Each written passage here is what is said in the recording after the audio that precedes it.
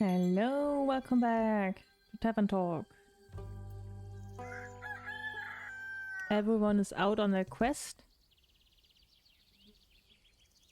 And let's just hope they return. Ooh, long time no see! Welcome back, it's good to see you both back.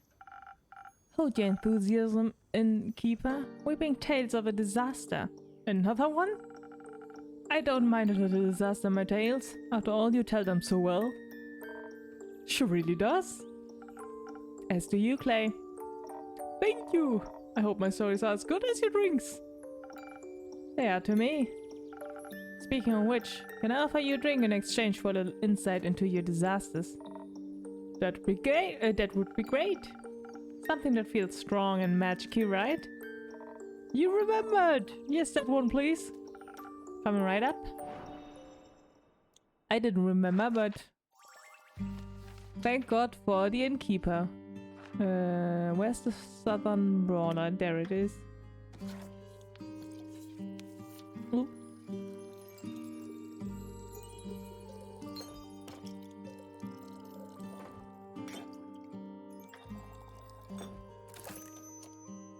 There you go.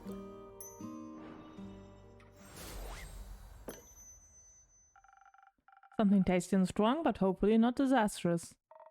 Very tasty, very strong. You really got the best drinks around. Happy to hear that, Clay. Tia, you're bursting at the seams. How were the archives? Fun! Were they? Mayhaps. The bleak stalkers were... bleak? Cute. What? Cute. Very... Jade told us where to find the entrance to the archives. But when we got there, we found it surrounded by bleak stalkers. They were quite numerous. And so, shaped. What? I decided to ask them if they could let us through. And I thought he might need some help with that. So I called on your honey flowers and I extended my divine light to him. It made him glow softly, and they all flocked to him like moths to a gentle flame. Did you know they have velvet wings they can fold into their bodies? I didn't. That's fascinating. They were so cuddly and showed off their crawling skills in exchange for carrots. Where did you get the carrots from?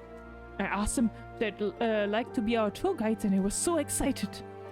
They'd never been tour guides before, and at first they thought it would involve eating people. I might have acted a bit standoffish when trying to correct their misconception. Clay was able to convey the message much better. He's very good at explaining things. I think he really understands people. And that helps them meet them where they're at. I try to. Everyone has their own way of understanding things. I think that's beautiful. I envy your empathetic approach to life, Clay. Thank you. But you've got your own strength. Like how you're a master of strategy. Or how you're so good at making people feel safe. I suppose we make a great team. The best, I might say. We made a great team with the Bleak Stalkers too. They led us right inside the archives, which were huge. Large parts of the Everbloom had collapsed, but even the explorable sections were unbelievably spacious. We had no time for a proper tour, unfortunately. We had to make it back in time for the barbecue after all. Ah yes, the barbecue. That meant we had to be efficient during our search. Though we did take a break to admire the artist's hall the creatures excitedly led us to, we found abandoned pottery equipment that distracted us a little too much. Using more time than was perhaps appropriate, we molded tiny versions of the little critters as a gift to them. They loved them! Afterwards, we split up to cover more ground. Each of us was guided by a group of bleak stalkers. A dangerous choice. That's when the monsters get you. That's what Clay said. So I chanted the friendship bracelets. That way they would always sense in which direction the other person was located. So neither of us would get lost. It was so smart! It was very useful. I see you kept yours on. Aw, cute! I did. They really help with navigating around the archives too. It's a beautiful place, you know. I mean, everything's overgrown with vines or withered and full of termites. But we could still tell how much care had gone into building it. Some of the tree branches still had leaves on them, and I saw a couple of stubborn lotus daisies trying to break through around the rocks. I taught the bleakstalkers how to water them. They loved drinking out of the watering can, but they also enjoyed sharing the water with the lotus daisies. Hopefully they'll grow stronger again soon. What a shame all the effort that went into building the archive was for nothing. But it wasn't. It meant something to someone once. And I could still feel that love in it, even during our visit. Maybe we'll even bloom again. It's called the Everbloom, right? Like forever? I wonder who named it. We should go back sometimes and see if we can find any information about the archivists. I bet they knew some great drinking games. Perhaps we should honor their contribution by studying the knowledge they left behind. Why not both? They should be people first, symbols second. Oh, yes. I guess both would work too. Good idea, Clay. What else did you find in the archives, besides friends and the beauty and the horrors of time, I mean? I got a little distracted when I asked our new friends to point me towards the cooking section. It was so vast. I found so many new bread recipes I can't wait to try out. I also found something for you. Oh, for me? Yes, a recipe from a book on mixology. First I thought about taking the whole thing along, but it was a giant tome. The bleakstalkers were so attached to it. So I ripped out the page that looked the most interesting. We thought it would fit your repertoire. I think it does. Unlock the last whisper. Thank you very much. As for me, I asked them to lead me towards dangerous knowledge, and soon found myself in a hidden study. The bleakstalkers didn't want to go inside, like they were scared of its content. So I rewarded them with some treats and ventured inside alone. Sounds like you got along with them rather well. I grew quite attached. Perhaps I would even call them my favorite animals. That means we solved your favorite animal quest. We did. They almost made me want to stay and waste more time. Isn't that strange? Not in the slightest. Time well spent is time never wasted. Perhaps you're right. Anyhow, the study. It was a complete mess. Full of scriptures, scrolls, and written ramblings that would be forbidden these days. A little exciting. And worrying. The paper I was able to translate spoke of an apocalypse, of the end of it all. There was research on the roots of the ether tree and how to unbind them, written with shaking hands and fading ink. Was this more the scholarly or mad scientist type of research? Hard to tell. The lines tend to blur with blasphemy. Do you know a lot about the ether tree? Because Tia gave me a whole presentation about it. I wouldn't mind a refresher. It's a giant tree. Good start. A world tree. That means our world rests on it. In it. Around it. Somewhere. In it, mostly. Depends on who you ask. The dragons guard the tree because they created it? Maybe. But definitely because they care for us. And since we live in it, it should keep existing as it does now. Because no one wants the house to crumble. A lot of people would get hurt if something happened to everyone's home. That's true, but luckily for us, damaging the ether tree isn't possible. It's larger than we could ever imagine. To us, it's really more of a concept than a tree. And the dragons defend it. Despite their oath of neutrality, they are no easy foes. There's one way.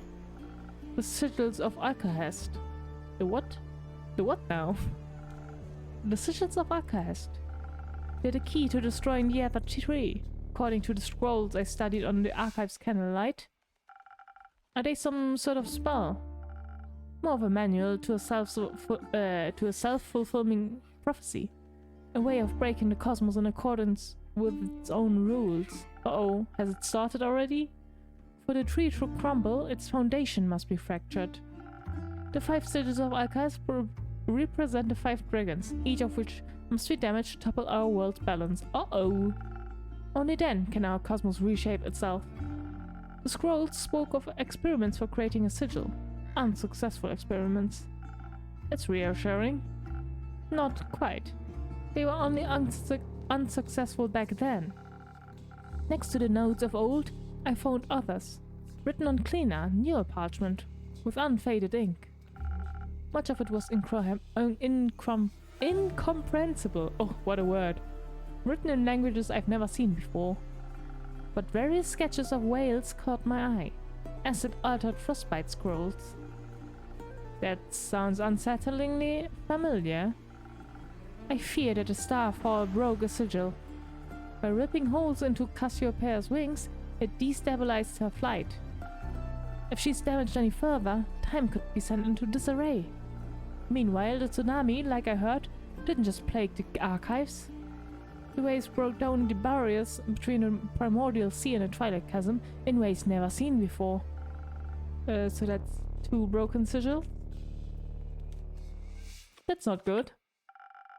What an incredible understatement.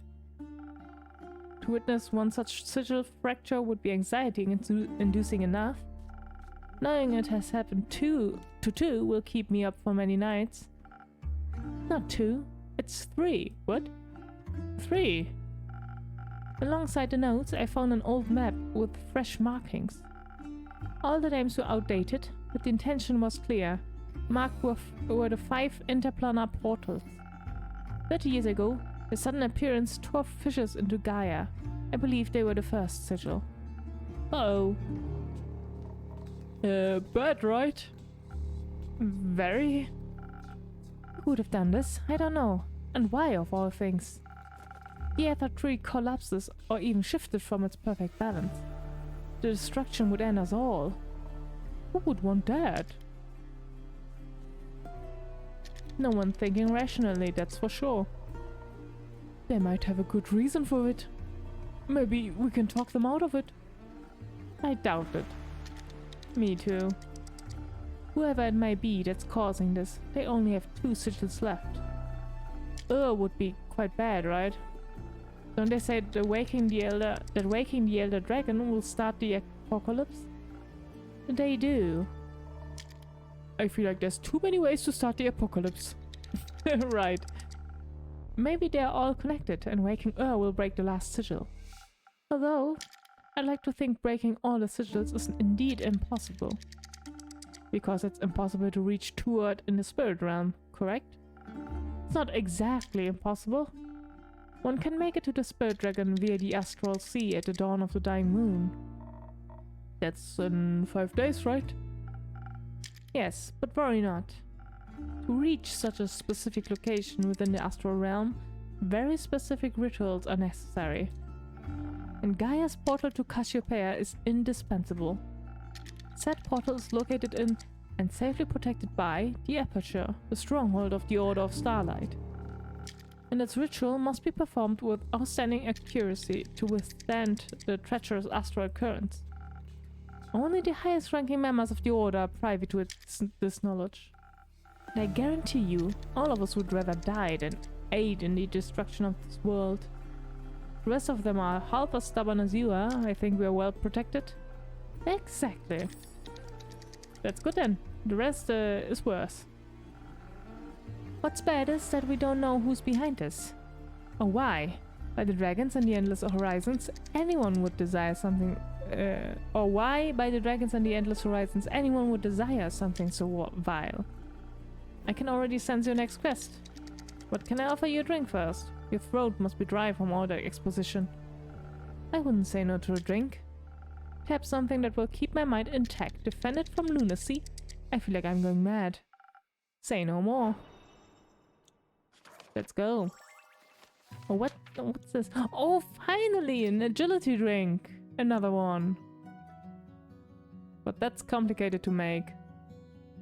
Well, we'll see. First we make a defense drink. A frozen lagoon.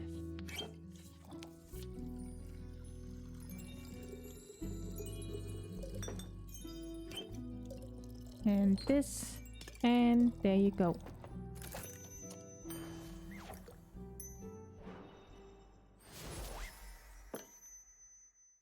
A delicious defense against the absurdity of evil plots. Thank you. This makes me feel a little less conspiratorial? What? I needed a breather. You know what else would make for a great breather? A Fable's barbecue? Exactly! You're right, that would be quite pleasant right now. Where's Fable? I hate to be the bearer of bad news, but I don't think the barbecue is happening today. Fable hasn't returned from their quest yet. Oh! What quest are they on? Finding Melina. But we just saw Melly on the way here. Perhaps they found another quest while out. Heroism can be infectious like that. And what kind of drink did you mix them? None.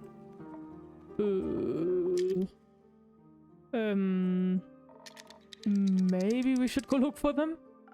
Maybe so. Please do. No one has seen them in days.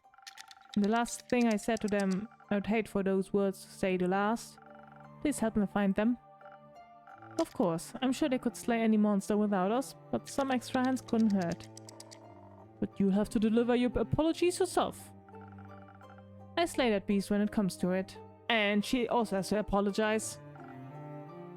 Very well. But first we must solve our urgent sigil problem. I feel like we're just missing one piece. Oh, hello. Is this the last piece? A piece of what? A cake? I'd like to order my usual cake and keeper. I don't serve cake. Never have. Oh, maybe you should. Another delicious delicacy would be. Also still no blood. Aww. The sorrow I'm feeling almost equals the grief I felt after the vampire glitter competition of 1389. Oh? I'd run out of glitter. I could serve you one of my usual drinks to alleviate some of that heartache. That would be splendid. I'd like something to enhance my immortal strength. No shopping bags shall hold me back today. I see what I can do. He is still happy and chipper. Not like the others. They're worrying about the end of the world.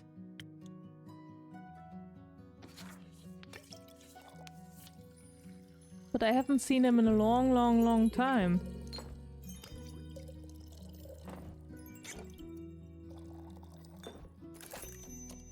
Let's see what he was up to. Shopping? Here, with all the strength of a raging fire. Thank you, dear innkeeper. My blood is boiling with the euphoria. Any particular reason for your shopping trip? A very particular one, dear innkeeper. It is a matter of life and death. I must head out to purchase this wondrous sustenance known as comfort food immediately. Do you know what comfort food is? I haven't the slightest idea. But it is rumored to restore your mortals back to full health. I'm afraid Rhea will perish should she not receive it. That sounds serious. Has she fallen ill? A fatal case of something she called being in the zone. I assume it's highly dangerous. No.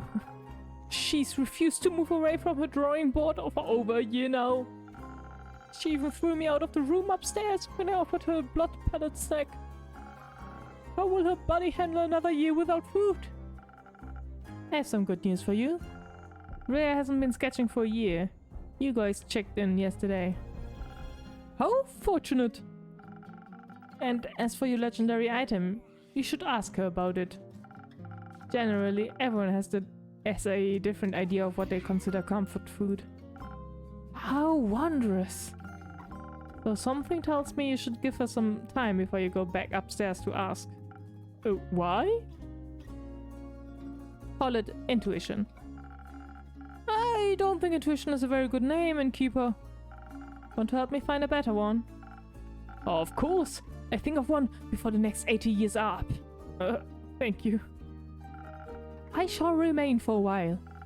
Once I have acquired the correct comfort food, I will make sure my friend eats every last bite. Like a vampiric mother hen to a vampiric chick. I didn't know there were vampire chickens. There aren't. Do you know that for certain? Yes.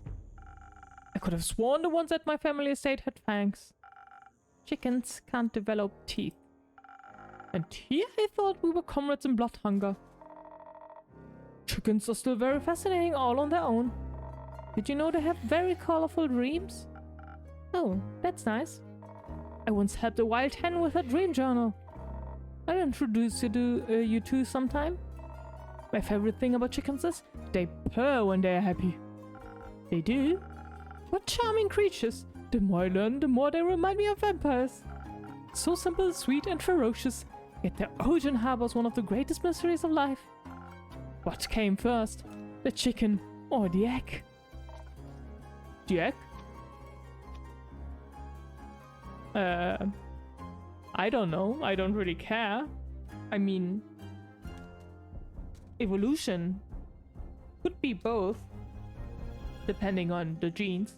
We just agree with Clay. The egg. Not going to weigh in? I am intellectually withdrawing myself from this conversation. But unlike this unsolved mystery, I do know how vampires were created. You know? Would you mind elaborating? Weren't you intellectually withdrawing? As a cleric of Cassiopeia, humility is a lifelong objective that I strive towards. As such, I must admit when I need to concede words spoken in haste. Which would be now, I suppose. Please, Kyle, you wouldn't mind expanding on what you just said? Certainly. It must have been over 5 centuries ago when a scholar stole some of the immortal blood of the dragons. The scholar offered it to Queen Annabeth, who became the vampire's monarch. I have never heard of Queen Annabeth. I think that was just a plot of a really challenging board game, Kyle. Uh-oh. Oh, you're right! So then Mike was real after all? Mike? Yes! They're coming back to me now! The first vampire that walked this world was the infamous Mikhail. But most of us call him Mike. He had a very close connection to the spirit dragon and his domain. Uh-oh. Eventually, Mike struck a deal with Tuat. In exchange for guarding the dragon's realm, he would get to live forever. But that didn't work out, I guess. Old Mike didn't read the fine print. The spirit dragon turned out to be a trickster. Tuat turned him into a new form of undead creature, invulnerable to age and disease, but still weak to the blade.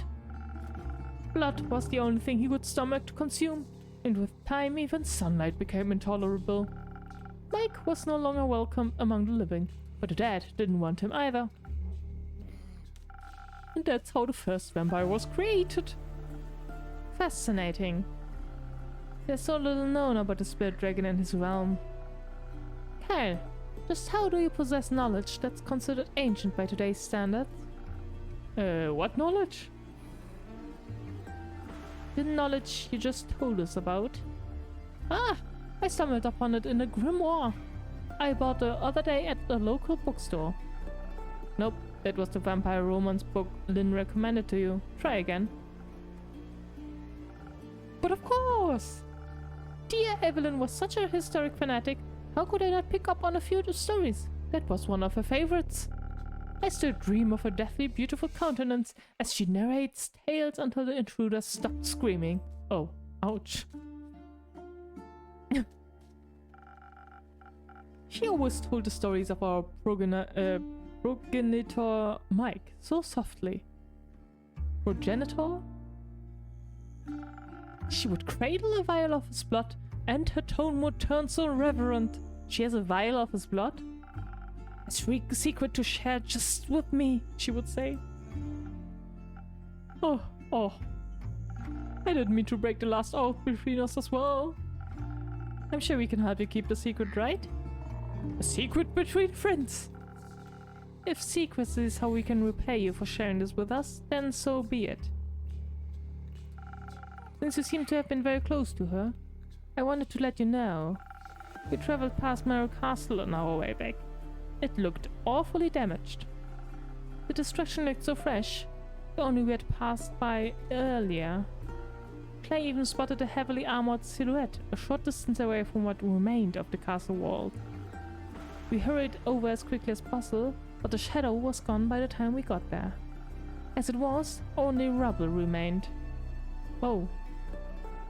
Was my dear Evelyn unharmed? We don't know. The castle looked abandoned, like a ruin. My Evelyn! What horrid fiend could have inflicted such damage? She must have fought back fiercely. May her opponent suffer twice the damage they inflicted upon her. But I wouldn't give to know her safe. I think I need to go ask Rhea about her comfort food. And gone he is. Let's give him some time to come to terms with what he just learned. I mean, maybe she's still alive? Hopefully? Kellen, you're back! Oh, Skelly, of course. Greetings, brave adventurers. What's that noise? That's a spine. Indeed. Oh, are you alright? Worry not, friend. There's a spot of scratch. So, about my drink order. That was fast. How about telling me what's going on first? And returning to a proper order of conversation. Apologies, friend. I might have jumped the crossbow there. Let us recount our tale properly, Dame Carlin. Don't think there's much to tell, honestly. You look exhausted. Are you wanting some rest then? No, just wanting a drink. That can be arranged. Something to regain my strength. A good one might net you a story. No pressure, Lynn. Strength. Let's go with an easy one.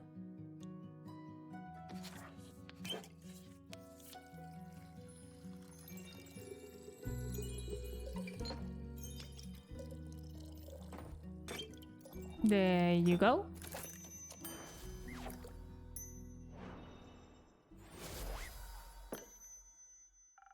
A great drink for a great story. And you're lucky. I'd like to think luck has nothing to do with it. It's all skills. Perhaps not. I might have something else to cheer you up. Oh? Manny's back. Oh! Relieved? Well, but Fable is gone. Like a great sword's been lifted off my shoulders. Is she alright? Yes, though you might prefer to see for yourself. She and Dave left me the address to give to you. Who? Ah, you know them... Right, got it. Only one person would fit such an uninspired name. You better have apologized to Melly, or else... You'd have to find out the details for yourself. Just don't keep them waiting for too long. Don't need to tell me that. Fable isn't back then. No. Sure, taking their time. You like looking for them yet? No, they're capable. Just my patience is starting to wear thin. You had some to begin with? You're pretty chatty for someone within great sword distance. Right. Can I interest you in one of my drinks as well, Scully? With an offer like that, my friend, how can a skeleton say no? Perhaps something to enhance my aura? I would like to do the proclamation of this tale proper justice. A what now? What do you need? Charm. 1,000 wins. An easy one, please. Spoken art.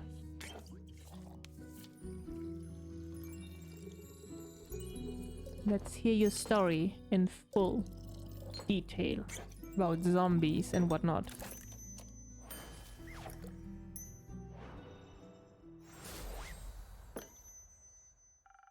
Please enjoy. Oh my! They say manners maketh man, but this drink alone has invigorated me plenty. I can almost feel the warmth of flesh on my bones again. A pleasure to be of service. You seem awfully eager to talk about this. And you're not? Was it no help in alleviating that cursed boredom? It was eventful, right? just lacking sense of accomplishment, I guess. Oh? But no use continuing this pity party. Let's start telling the story I know you're itching for. Much obliged. We started making our way westward, though our progress was slow. Any complications? Yes, quite a few. Before embarking on this journey, I was woefully ignorant about the plight of the Fezzoan farmers. The less than ideal weather conditions. The flood had ruined a lot of crops. Now this pesky undead problem. I was stricken with empathy for their struggle. The least we could have done was offer up our means of transportation for any soul looking for a better life further north. So we switched carriages. 3 times.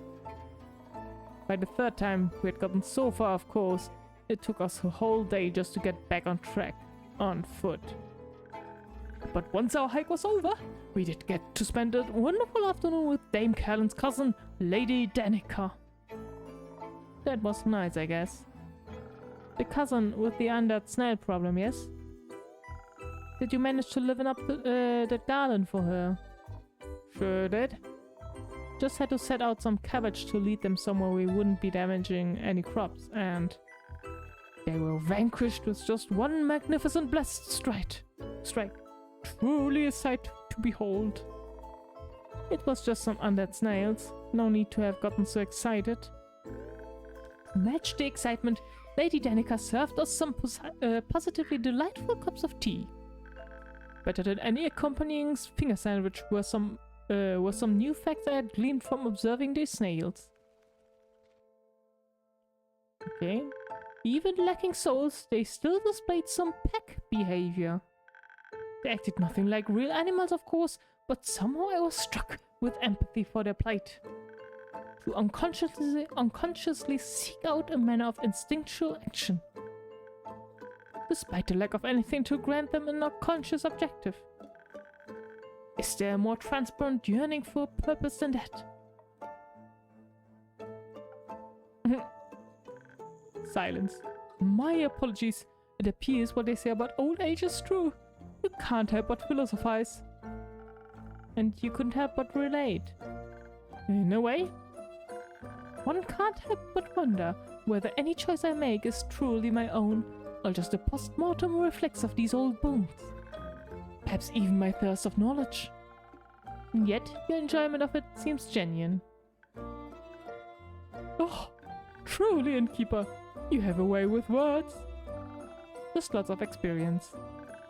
Though that may be, my worries seem rather foolish now. I count myself as quite fortunate that despite all that my memory lacks, I can delight in learning it all again. Does it really matter where such an urge comes from? Anyhow, my apologies, Dame Carlin. I completely derailed our epic tale. Allow me to make up for it by continuing post-haste.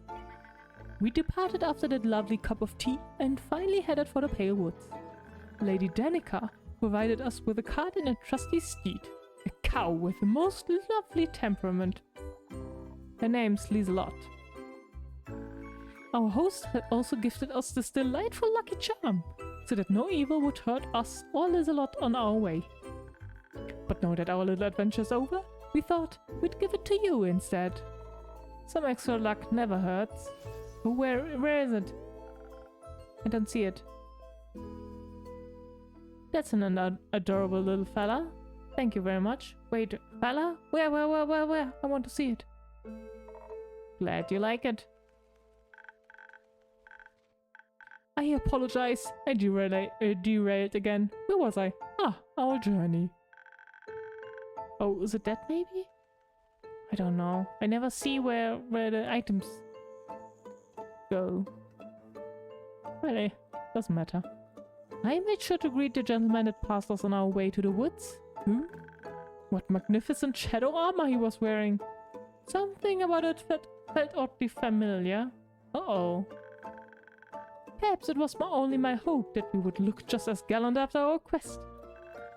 Lizelot valiantly took us to the edge of the forest, where maliciousness permeated the very air we breathed. What he means it stunk. Real bad. We left Lieselot there. Sparing her the stench seemed like the right thing to do. And forth we ventured. Didn't take a long time to find what we were looking for. The place was crawling with them. Which also explained the shitty smell.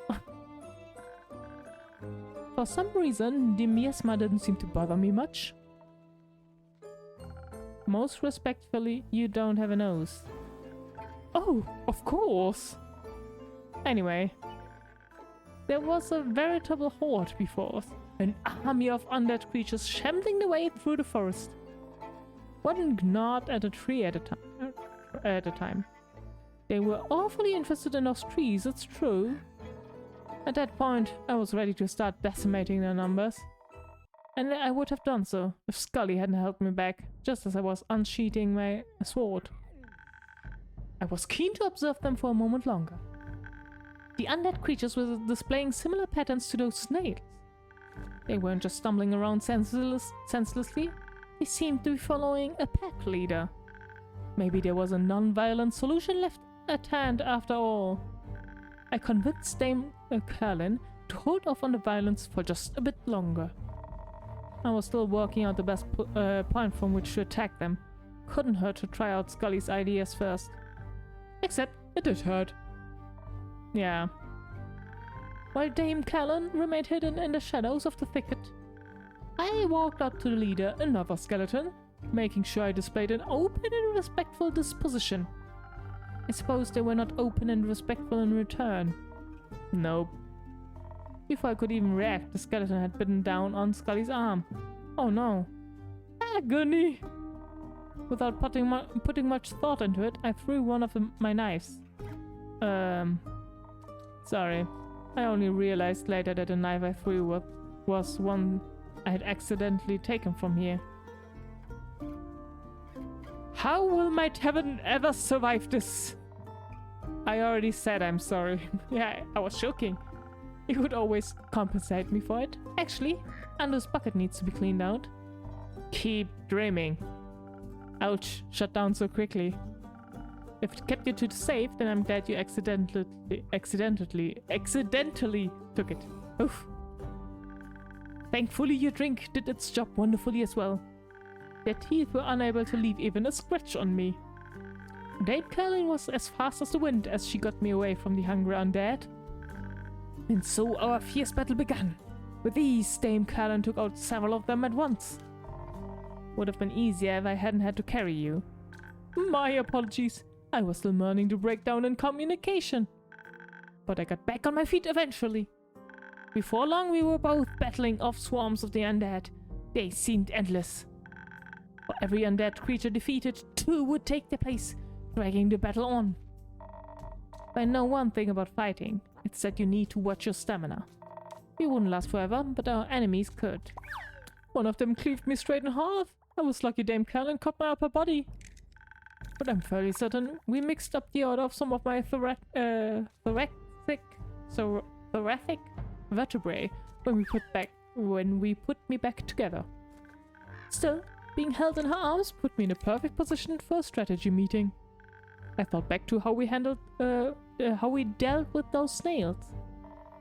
It felt like I needed to maximize the impact of my blessed strike and fell them all with just one. So we baited them, leading them to a nearby clearing. My separated legs rounded up the ones that didn't fall for the first baiting, and once at the clearing, I reunited with myself, luring them all towards the center. As all of the undead creatures gathered around my two halves, the sky cleared up. And like a crash of thunder, the sound of Dame Kerlin descending from the sky, or a tree, was all that could be heard. For a moment, my eye holes were completely blinded by the radiance of that blessed sight. You are exaggerating. I like it. Sounds very heroic. It was! Don't think it counts when what I did was essentially pointless. Did the strike not land? It did. While the strike hit home, I realized most of the creatures could be resurrected again at any point. It's a shame, truly. Even though we fought so valiantly. Oh! But we did get you something else as well, Mankeeper. Oh? Right. Here. What is it? The trees looked really chewed on and dead, but the berries seemed like they were thriving. They're the ones Alfie was going on about. Not like they're here to appreciate them now, so I guess you can have them. Just set some aside to make Fable a drink when they're back. Sounds fair? It was very kind of you to bring them back for your friend. Ghost berries, okay. Yeah, it was. Still wonder what all those undead creatures were doing there. No idea. Hunger? Though it did look like they were going somewhere. Seemed to be heading north. Maybe they were searching for more trees? The Pale Wood is one of the largest forests in Fisor. I don't see a reason for them to leave the area before it was barren. Unless they were ordered to. Don't they typically come with a necromancer attached? Oh my, they do, and...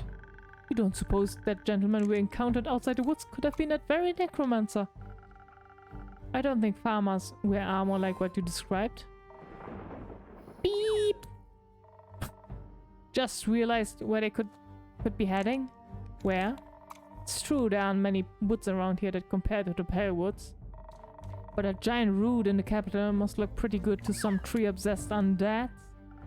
Oh, indeed. Just to clarify, you believe hordes of undead creatures are marching towards the capital? Well, towards the roots would be my guess. I see. They're heading towards Themis to gnaw at the divine roots, as if to fell the Aether tree? Precisely. Not that such an action alone could destroy the whole thing, but it would certainly do some damage. What in the F are you talking about? As I just stated, someone is trying to destroy the Aether tree.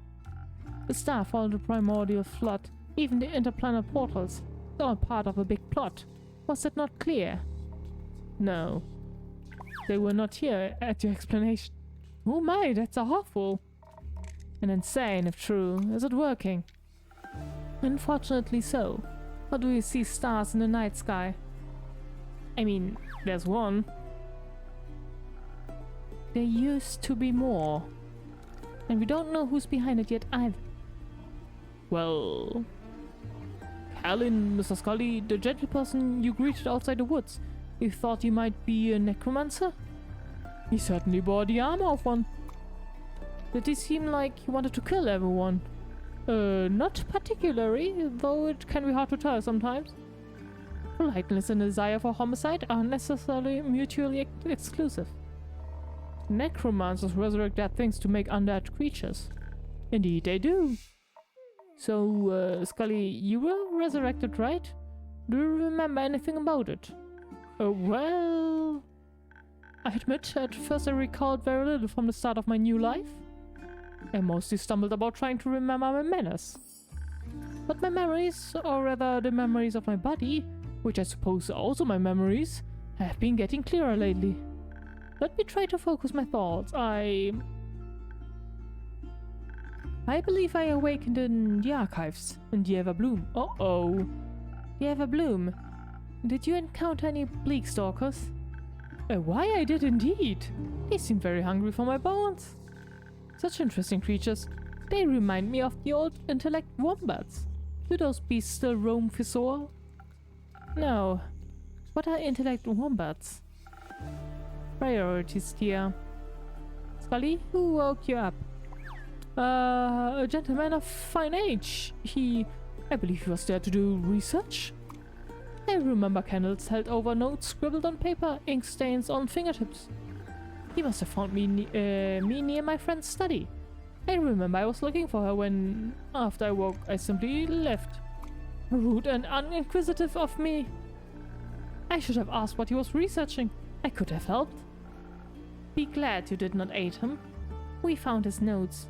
They spoke of the destruction of the universe. Did the guy from the woods remind you of the one in the archives? Now that you mention it, I wasn't conscious enough to recognize faces when I rose, but I knew the armor looked familiar.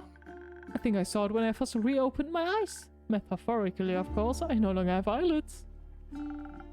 A necromancer is behind all of this. Is he trying to break the sigils just to get to Tuat, the spirit dragon, and the realm of death? Sigils?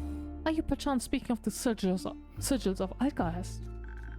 My friend was researching them once. I always thought them a wild figment of her imagination.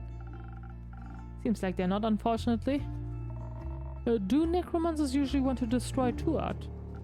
No, but they do defy his laws of life and death. Perhaps he craves access to all the souls in the spirit dragon guards. Or he plans to destroy death once and for all with his perversions. But my dears, to destroy Tuat one must find him first. That in itself would be quite the impossible task, no? Not exactly. The spirit realm is well protected, but there are ways to get to him. Can you kill death?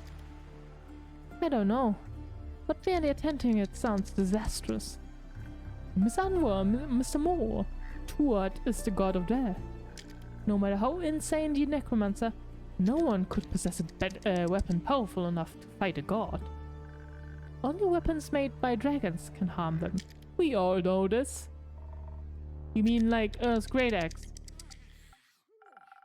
A weapon forged for the dragons by the dragons, meant only for their claws. The axe. It could certainly cut through the barrier between the Astral Sea and the upper world, if not through Tuat himself. Would stealing an axe from a dragon count as a sigil? Alright, you lost me again. I talked about this already. Keep up. I'll explain later. Humph. It might count as a sigil if it awakens or damages their plane. Should not be awakened under any circumstances. Nor should the legendary weapon fall into the hands of a mere mortal. My, this is quite concerning. I am right there with you. This seems like too insane of a plot. Even for some big bad evil guy. They always seem to be reaching for new heights in their dastardly schemes. If we are correct, this one plans to steal Earth's weapon, break the sigil, and then destroy Tuat. Dragons be with us. What about the undead creatures marching towards the capital? They must be a distraction, a way to keep anyone who would interfere off his back. Quite a dangerous distraction if you ask me. Those Fs shouldn't be snacking away at those roots either way, should they? No. And those sigils of alcohol, zest you keep talking about, could do what? Destroy the tree? The spirit realm rests above all others in the canopy of our world. If what we believe to be this monster's plan succeeds, it will collapse down onto the rest of the Ether Tree. Not only would that free all dead souls, it would destroy the tree, our home, our cosmos, and everything below it. It would destroy our world as we know it. Not to mention, Tuat might die. I don't think I have to explain to you why dying would be a bad thing.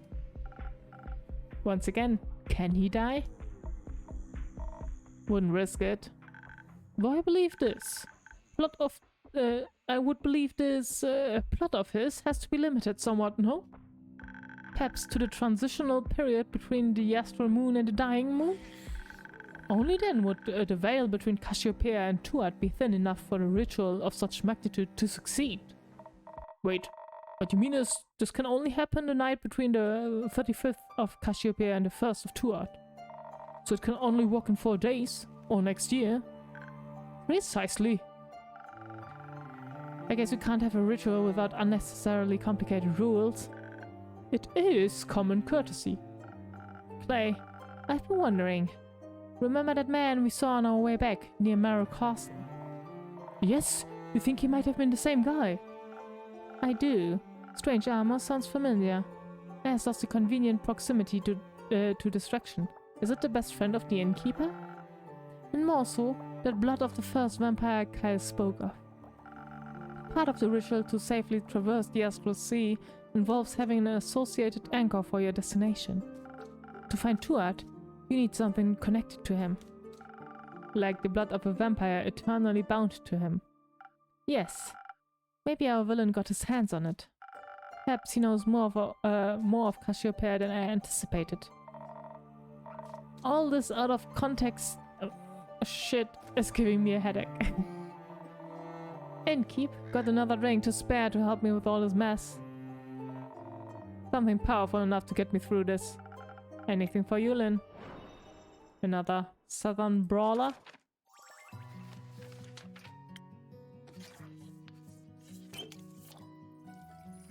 Well, we're quite in a predicament, aren't we? Seems to oh, wouldn't it be quite the thing if Fable is the bad guy? That would be funny, but weird. I put all the strength I have into this ring. Enjoy. I think you just put parts of my sanity back together. Thanks a lot. Anytime. So, this madman. If he can't get the axe, he can't kill the spirit dragon, right? Correct. Great. Let's stop him from getting the axe then. Great idea. I know. Now, how do we do that? Well, first the necromancer needs to find it. For that, he'd have to get to Earth's realm. Thanks to the portals, that is entirely within the realm of possibility. One would simply have to journey through one of the portals to the Crider Chasm. And then enter the endless caves through the Nightmare realm. Nothing easier than that. But Melly sees some weird new bone way markers near the Crider Chasm portal in the Moon Swamp. Could they be there to remind someone, say, a necromancer, of the way to the portal? They could. Good. The moon pools are much easier to reach than Boreas. We should catch the necromancer before he ventures into the chasm, and most certainly before he gets the axe. Great. Let's go beat this out. Hold on. What if he's right? Right about what? What if you don't succeed? I have faith in you, but... He sounds powerful. How about a backup plan? I hate to say it, but you're not wrong. Thanks for looking out for us. If we don't manage to stop him from getting the weapon, we stand no chance in the fight against him. Even your divine strikes would be no match, Miss Anwar. And that is true. We would need an incredibly powerful weapon to match his. Not sure if it's enough, but I do have the sword I got from my barber. Let me see it. This is remarkable craftsmanship, infused with minor divine powers. Incredible. But I'm afraid even this cannot rival the Great Axe in any capacity. What if it was mixed with dragonfire? What? Do you happen to have such thing on hand, young lad? Oh no, but I know where we can find some. The ever-burning flame in the highlights is dragonfire. Ever-burning flame, okay. The one you wanted to seat here. I think now might be a good time for that. You're right. Dragonfire merged with Callan's blessed sword. It wouldn't be as powerful as the axe, but it might give us a fighting chance. If we had a master craftsman to forge, that is. Oh, Rhea. Rhea, she's a blacksmith. Would be great for a competition for sure. Yeah, my sword would get her first place, no question. I make sure to bring that up while trying to convince her. Thanks for the idea. Very well. I'm sure Master Smith Frostgrip will be delighted with this opportunity. Having her on our side makes me even more confident that we can stop this necromancer's plan. I have the utmost faith in us. And I know the aperture and its astral portal are well protected even if we should fail. Though I don't believe we will. Because I know I am strong enough to best this battle, and that Clay is as well. And the others too. Yes, the others too. I'll be honest, I'm not sure if the four of you will be enough. Don't worry, there's a lot of people we can ask for help. Like you. Like me. Ask away. Make a quest. I knew we could count on you. You collect everything we talk about, right? I try my best. Could you write us up 2 quests for all this? I think we should split our resources so we get the backup plan going at the same time. Good idea, young man. Plus, that will give us an excuse to have your drinks help us. Not that you need an excuse, but I appreciate you following my rituals. Let's see what I can do. I should have something written up first thing in the morning. I trust in you as you trust in us. Deeply? Yes. Deeply, and with the knowledge that together we are stronger. He's shining bright, his eyes sparkling. We'll see you in the morning then. Helen, come with us. We owe you a few explanations before we make you do any persuasion work for us. You got that right. Let's go. Oh, you're leaving Scully alone? I cannot miss out on more possible details. I shall see you in the morning and keep. And there they go. Thank you for all your help. Let's save the world, alright? Let's Clay. Good luck. Okay, time to write up those quests. This was a long day. Okay, let's see. The enemy aims for the destruction of the Ether Tree. He needs the Great Axe of Ur to collapse the spirit realm onto the rest of the tree. Legend has it, the Great Axe of Ur lies hidden somewhere deep inside the subterranean caves. It's an unimaginable powerful weapon.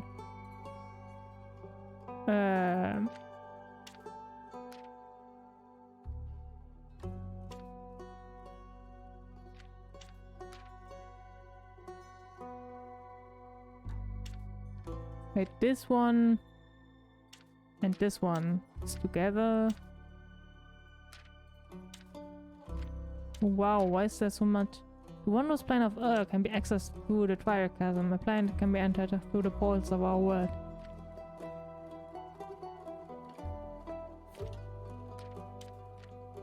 This one.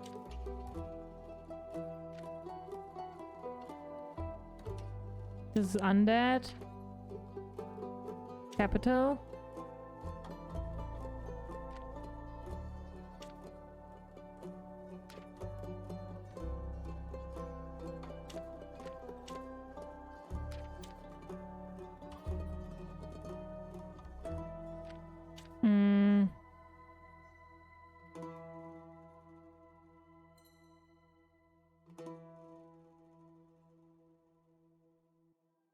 This is everything that has to do with I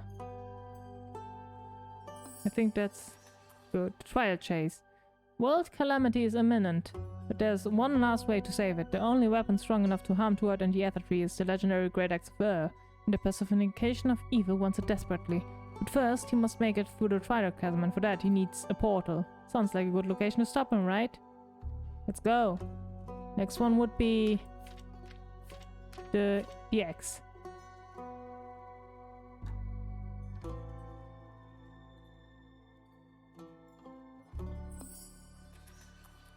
Only a weapon forged in Dragonfire could ever dream to hold up against the legendary Great Axe of Ur. Luckily, a temple in the Highland houses the ever-burning flame, an ancient gift from the dragons that will come in handy right about now.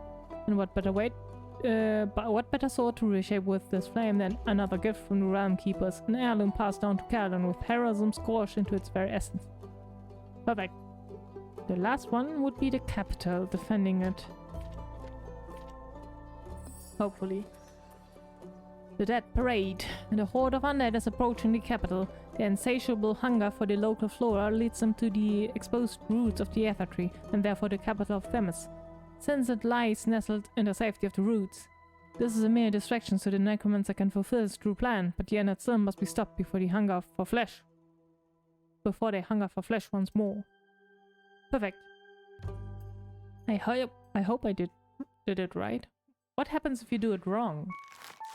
Maybe I should try that out, that one out. But that's okay.